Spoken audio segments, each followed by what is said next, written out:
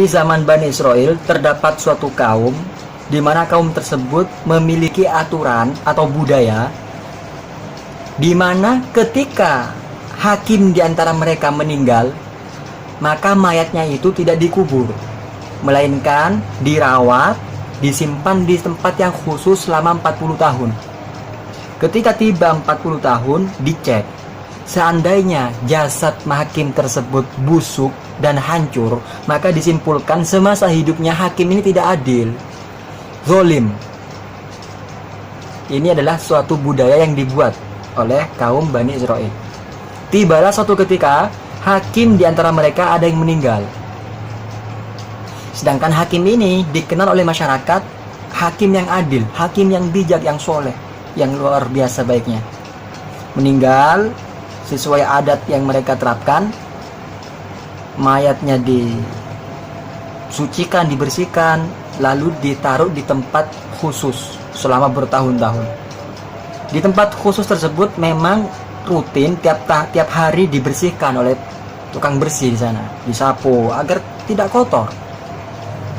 Tiba suatu saat tukang sapu ini nyapu, entah tidak sengaja sapunya kena ke telinga si mayat hakim. Karena kena sentuh, telinganya itu keluar nanah.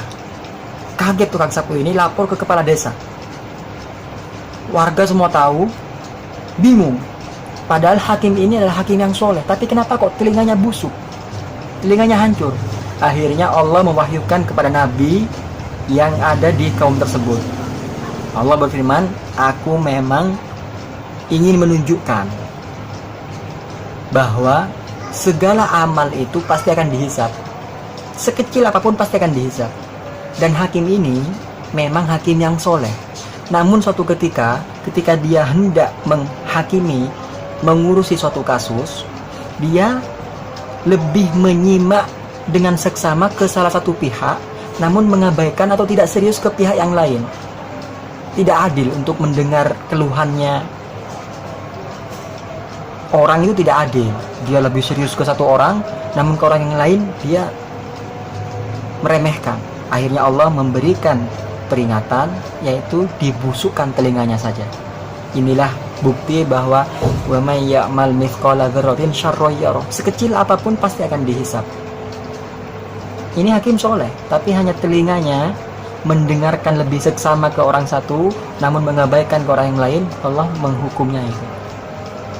Mudah-mudahan kita tidak mengabaikan dosa sekecil apapun. Semoga kita husnul khotimah, diberikan ilham kepada hati kita untuk bertobat selepas bermaksiat. Demi Allah, sedikit pun maksiat itu akan kita dihisab. Wallahu a'lam.